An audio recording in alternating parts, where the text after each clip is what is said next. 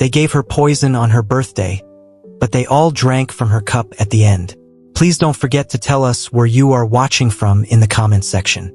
Started on her birthday, the day she turned 23. Quiet morning, a soft sky, and yet, beneath that peace, something cruel was already set in motion. Her name was Amara. Gentle, thoughtful, the kind of girl who remembered everyone's little moments, but was often forgotten in theirs. She didn't speak too much, but when she did, her words stayed with you. Born into a family that smiled for pictures, but turned cold the moment the camera clicked. You see, they never really loved her. Not in the way love is supposed to feel. Warm, consistent, safe. No, for Amara, love came in fragments. A compliment wrapped in comparison. A gift given only to be mentioned again. Still, she tried. Every year on her birthday, she baked the cake herself. She'd say it was tradition, but deep down it was survival. If she didn't plan the celebration, no one would. Now, this year felt different. There was a strange calmness in her eyes, a quiet strength that hadn't been there before. She set the table like she always did. Carefully folded napkins, lit candles, soft music. Even made sure everyone's favorite drink was there. Her mother liked hibiscus, her sister ginger and lime. Her father preferred nothing sweet. Amara remembered it all. As they walked in, smiling like everything was normal, she greeted them just the same. And then, she served the drinks. Each glass poured with delicate hands. Hands that had once been too gentle to carry pain, but now held something heavier. They didn't notice. Not the shift in her eyes. Not the way her fingers lingered on the rim of each cup. Not even when she raised her own glass last. They all drank, but only one cup had poison, or so they thought. You see, this story isn't about revenge. Not in the way you expect. This is a story about quiet strength. About endurance and how it grows roots in the silence of being overlooked. What they didn't know was, Amara had learned something. Over the years of pain, the bitterness, the endless belittling, she had been gathering more than sorrow. She'd been gathering knowledge, reading, watching, understanding what poison really was. It wasn't always in a bottle. Sometimes, it was in words, in silence, in absence. And on her 23rd birthday, she decided they would all taste what they had poured into her. But not through death, through realization. What was in their cups wasn't poison, not to the body, but to the soul. It was truth, a bitter blend of everything they had fed her through the years, filtered into a drink. Memories she never forgot, moments they thought were too small to matter, served back to them, sip by sip. And as they tasted it, they began to feel it. The sting of words they once threw carelessly. The quiet guilt of being cruel to someone so soft. She had written it all. Each ingredient a memory. Each flavor a mirror. And when they asked what it was, she just smiled. Because for the first time, they were drinking from her cup. Not the one in her hand, but the one she had carried inside her. For years. The one filled with loneliness. The one filled with pain, the one they helped fill, and never bothered to empty. And as they tasted it, they couldn't spit it out, because it wasn't something you could erase. It wasn't poison in the veins. It was truth in the heart. And truth lingers. They didn't understand. Not at first. The bitterness in the drink. They thought it was just a mistake. An odd mix. Maybe too much of something. But Amara watched them carefully. She saw the moment their brows furrowed, the moment their smiles shifted. It wasn't the taste, it was what it stirred, because in each sip was a story. Her father, the one who never hit her, but wounded her more with silence. He sipped and paused. His eyes darkened, as if something from the past tugged at him, uninvited. Maybe it was the memory of the day she cried on the porch, and he walked right past her. Or maybe it was the time he said, "She's not strong like your sister," thinking she hadn't heard. But she had. She always did. Her sister drank too. The golden child. Smart, sharp-tongued, dismissive, She coughed, then smiled, trying to hide the discomfort. But Amara saw it, the way her hand shook, just slightly. She remembered the birthday when her sister threw away Amara's only gift, because it wasn't expensive enough. The same sister who rolled her eyes when Amara spoke about her little dreams, who told her, "People like you don't get to dream big," and her mother, the woman who taught her how to braid her hair, but never taught her how to love herself. She took the smallest sip and froze. The taste was familiar, because it was hers. The bitterness Amara had swallowed her whole life had been served by that very hand. There was no yelling, no chaos, just silence, the kind that screamed. They didn't know how to react, because how do you respond when someone shows you the weight of your own neglect? Amara didn't speak. She didn't need to. The room did it for her.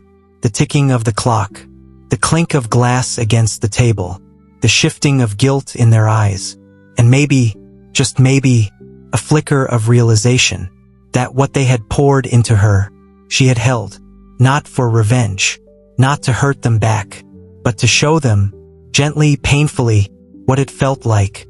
They had given her poison on every birthday, not with a bottle, but with words that stung, actions that pierced, and love that came with sharp corners. This birthday, she returned the favor, but she chose a different kind of poison, one that didn't kill, but awakened, because Amara, for all her quiet, never wanted destruction. She wanted healing. She wanted them to feel, to see, not just her, but what they had done. And maybe, in that room filled with unspoken truths, they finally did. The lesson wasn't loud. It never is. But it lingered. In their throats. In their hearts. They didn't cry. Not then. But something cracked. And Amara, she stood. Not angry. Not broken. Just free. She walked out of that room. With nothing in her hands. And everything in her heart. Because forgiveness doesn't always come wrapped in peace. Sometimes, it walks out quietly, leaving others to sit in what they gave. And that was the most powerful gift she ever gave herself. She walked slowly that night, down the road that led away from the house. There was no applause, no cheers, no dramatic music playing in the background. Just the soft sound of her own footsteps, and the gentle hum of peace returning to her chest. For the first time in years, Amara felt light, not because anything outside had changed, but because she had stopped waiting, stopped hoping for apologies, from mouths that never saw her pain as real. She had always been the one to bend, to shrink, to swallow the ache and smile through it.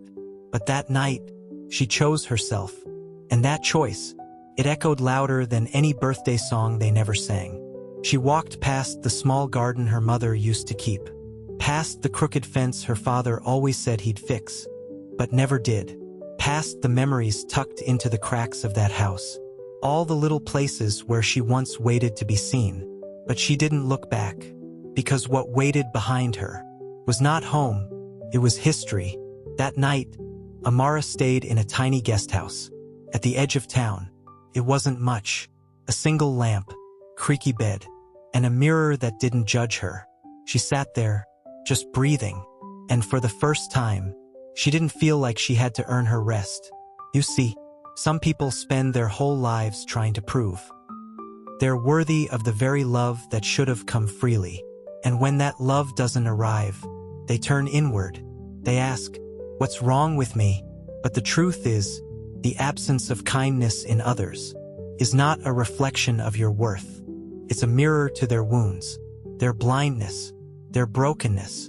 Amara had learned that, not from books, not from sermons, but from years of sitting at empty tables, waiting for someone to say, "I'm proud of you."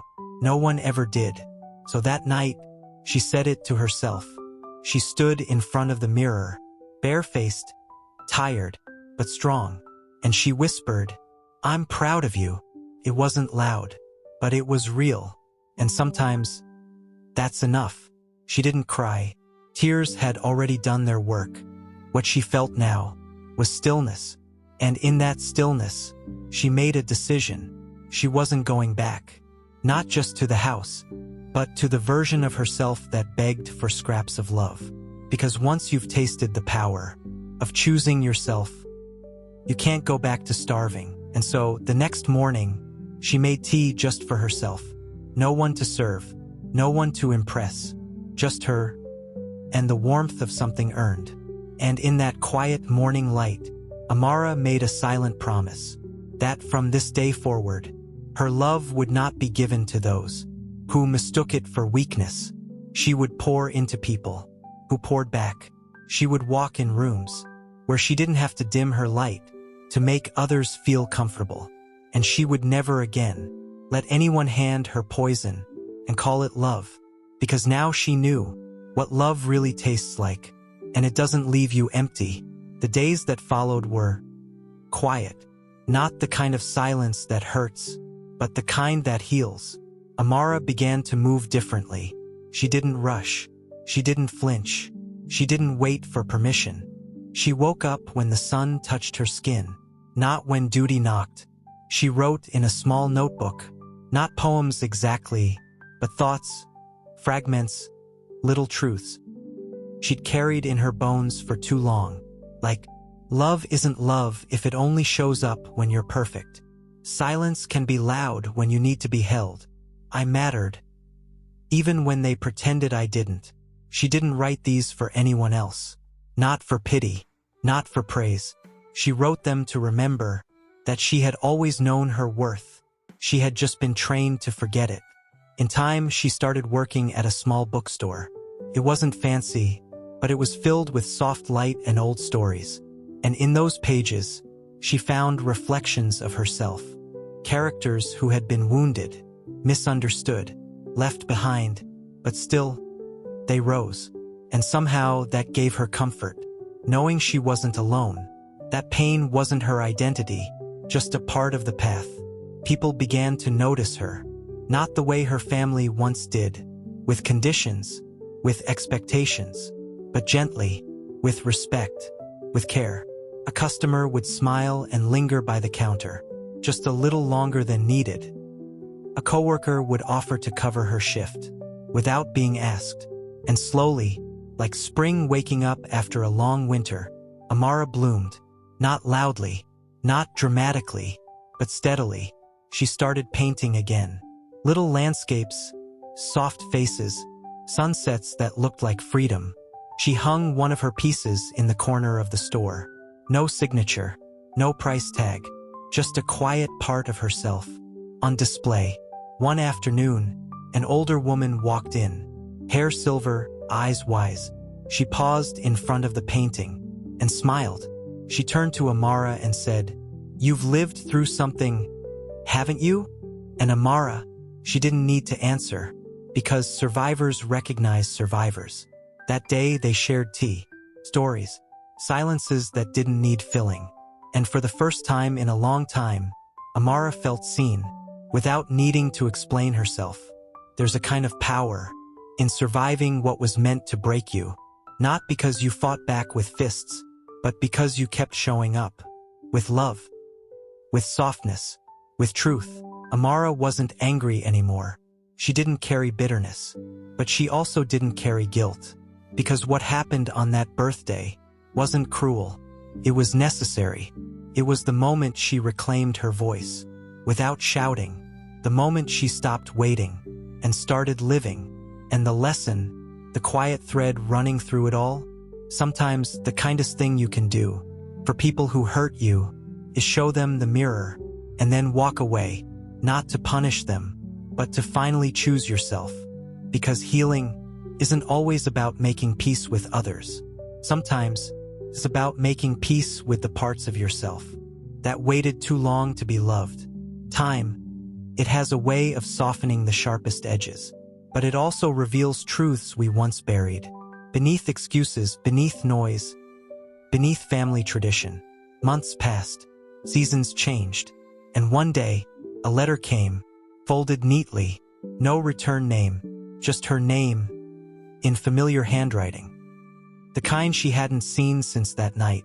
She sat with it for hours, before opening it.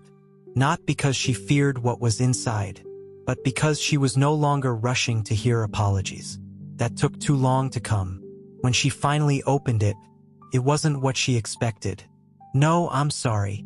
No long explanations, just a few short lines. "We didn't understand what we were doing to you. I see it now. I don't know if you'll ever come home, but if you do, you'll find the garden blooming again." It was signed Mom. And for a moment, Amara felt something stir. Not forgiveness, not immediately, but recognition. A quiet understanding that perhaps growth was happening elsewhere too. Still, she didn't go back.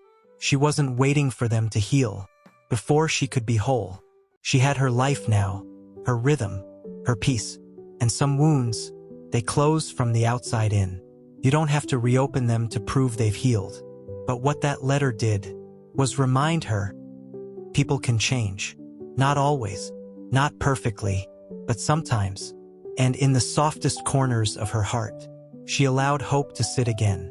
Not hope that they would love her differently, but hope that maybe, just maybe, they were learning to love themselves better too. Because people who carry pain often pass it down like inheritance. And the only way to stop it is to see it, name it, and choose differently. That's what Amara had done. She didn't need to teach them a lesson. She didn't need to destroy them. She simply broke the cycle. By stepping out of it, she didn't become bitter. She didn't become cruel. She became full of her own life. And in doing so, she left behind a ripple, a mirror, a memory, something they couldn't ignore. Because once you drink truth, you can't unfeel it. Years later, someone asked her, "How did you forgive them?" And Amara smiled, softly, thoughtfully, and said, "I didn't forgive for them. I forgave so I wouldn't carry their weight anymore. So I could make space for joy. Because joy, it doesn't grow in clenched fists. It grows in open hands, in quiet mornings, in the strength it takes to walk away and still wish someone peace from afar." Amara never had the fairy tale ending, but she had freedom. She had love, real love, the kind she built from scratch. And on her 30th birthday, she baked a cake, just for herself. She poured a single glass and toasted the girl who once believed she had to earn love, and the woman who finally realized she didn't. By now, Amara had learned something that no book had ever taught her.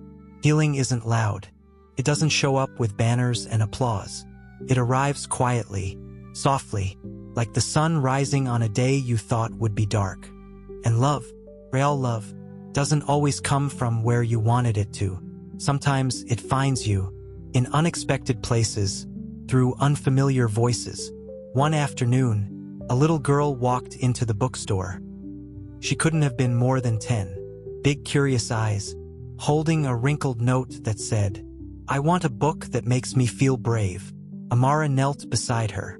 She didn't ask who sent her, didn't ask what she was afraid of. She simply handed her a book, a quiet, beautiful story about a girl who survived storms by learning to dance in the rain. The child smiled, not because it was the happiest story, but because someone understood. And in that small moment, Amara realized maybe she wasn't just healing for herself anymore. Maybe her journey, the heartbreak, the silence, the strength she found in the wreckage, wasn't just hers to carry. Maybe it was meant to light the way for others too. You see, pain often isolates, tells us we're alone, that no one else has felt what we've felt. But the truth? Pain is universal. What makes us whole again is connection. So Amara started sharing. Not everything, not all at once, but bits of her story. A line here, a lesson there. She didn't call herself a teacher or a healer. She was just honest. And that honesty, it was like a key, unlocking parts of others that had been locked away for too long. One woman came in and said, "I never told anyone my sister made me feel small until I heard you speak." A man whispered, "My father used silence as punishment too. I thought I was the only one who remembered that kind of cold."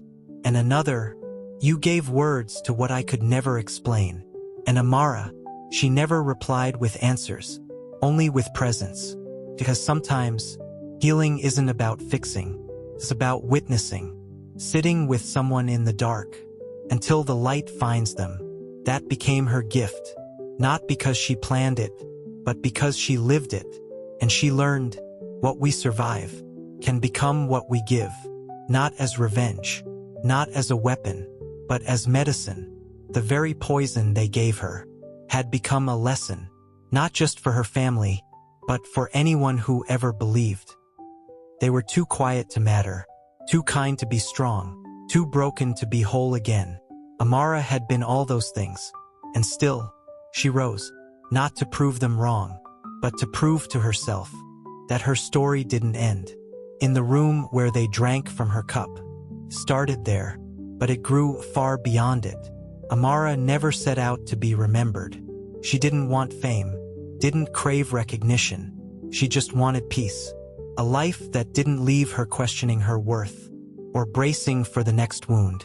But as the years passed, people remembered her anyway, because there's something unforgettable about someone who survives darkness without letting it harden them, someone who carries pain with grace.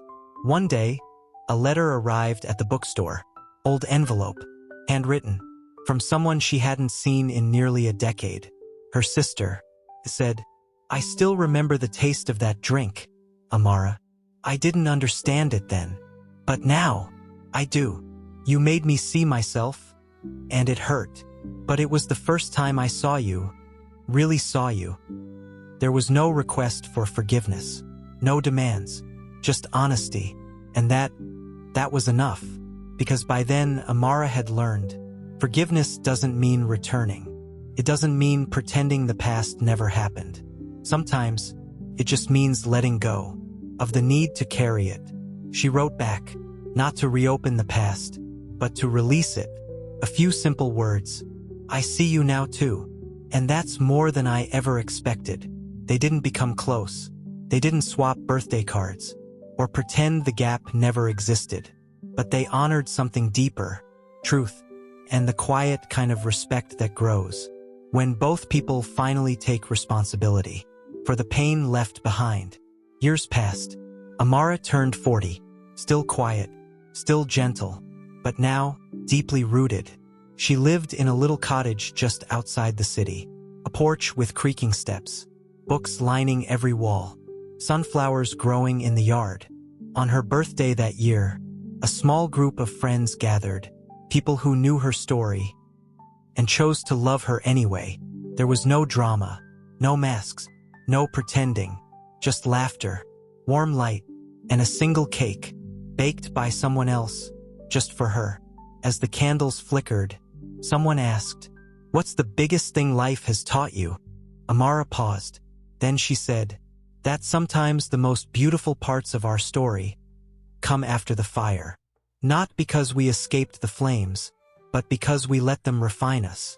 There was silence after that. The good kind, the kind filled with weight and wonder. And maybe that's what healing really looks like.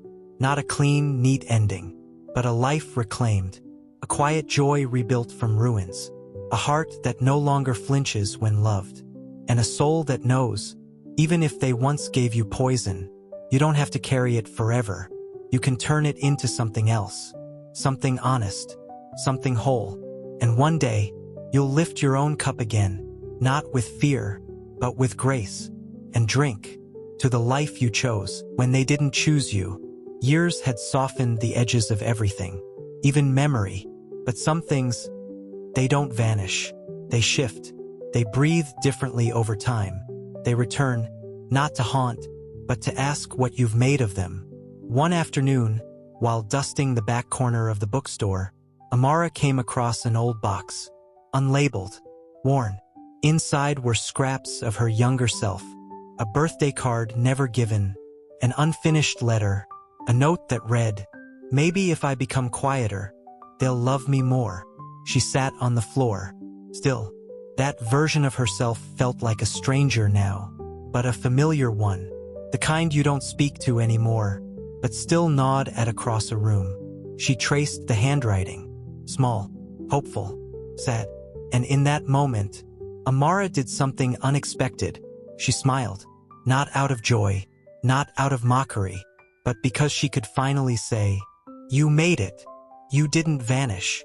You became someone even you would have admired." There's a quiet power in that. In surviving yourself. In not letting the hurt version of you be the only version that gets to speak. She burned the note that evening, not to forget it, but to set it free. The smoke curled through the air, like a ribbon, like a sigh, like closure. You see, healing isn't just about what others did. It's also about what you believed because of them, and slowly unlearning it. It's about finding the roots of every lie, planted in you, when you were too young to understand, and digging them out with your own two hands. One by one, Amara did that, and now, she planted different things. She taught a writing class once a week. At the community center, most of her students weren't writers. They were survivors, people with stories too heavy to hold alone. And she didn't teach them grammar or structure. She taught them permission to write the parts they were told to hide, to say the things they thought would be too much, to let truth have a voice, without apology. Sometimes students would cry, sometimes they'd sit in silence, but always, they were seen. One evening, a student, an older man, who had barely spoken in weeks, handed her a folded page. On it, a single sentence. "My mother never said happy birthday, but I've said it to myself every year since." Amara nodded, because she understood. Some of the deepest healing happens in the echo of things we never got to hear, and still chose to say to ourselves anyway. She never told her students her full story. She didn't need to. Her presence was enough. Her gentleness, her patience, they could feel it, that she had been somewhere, hard, dark, lonely, and come back not bitter, but brighter. That was her legacy. Not revenge, not correction, but reflection. The kind that invites others to believe in their own restoration, to believe that even if someone once handed them poison, they don't have to sip from that same cup forever. They can set it down, pick up something sweeter, and drink to their survival, to their becoming. Years later, on another birthday, Amara stood beneath a sky scattered with stars. No candles, no crowd, no noise, just her, older now, but fuller. She carried lines on her face, soft and earned, not from age alone, but from living truthfully. In her hands, a cup of warm tea, simple, steady, made exactly how she liked it. No bitter surprises, no poison dressed as kindness, just comfort, the kind she never used to believe she deserved.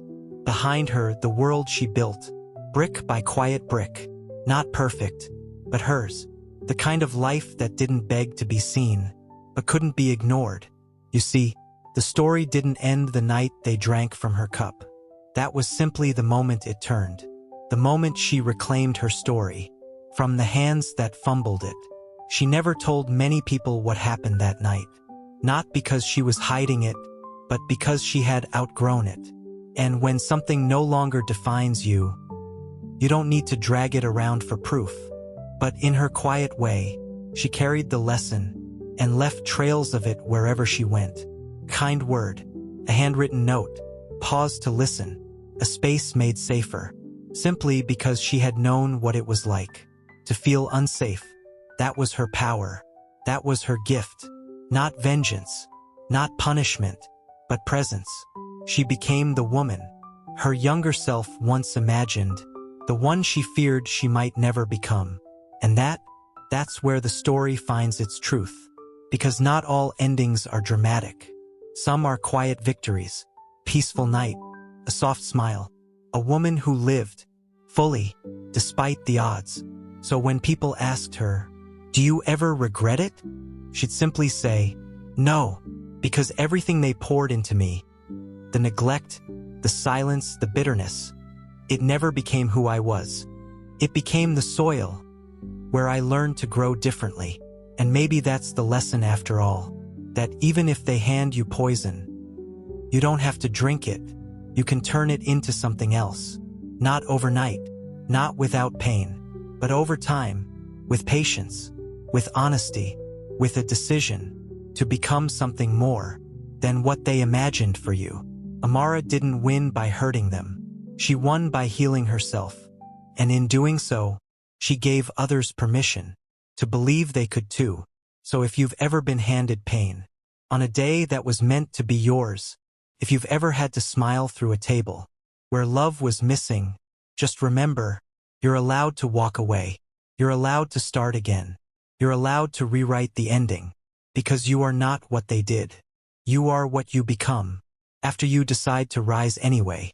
So lift your cup, even if your hands shake, and drink to the strength it took to stand back up, to the life that waited once you stopped waiting on them, and to the gentle, quiet truth that the most powerful healing is the kind no one sees, but you feel.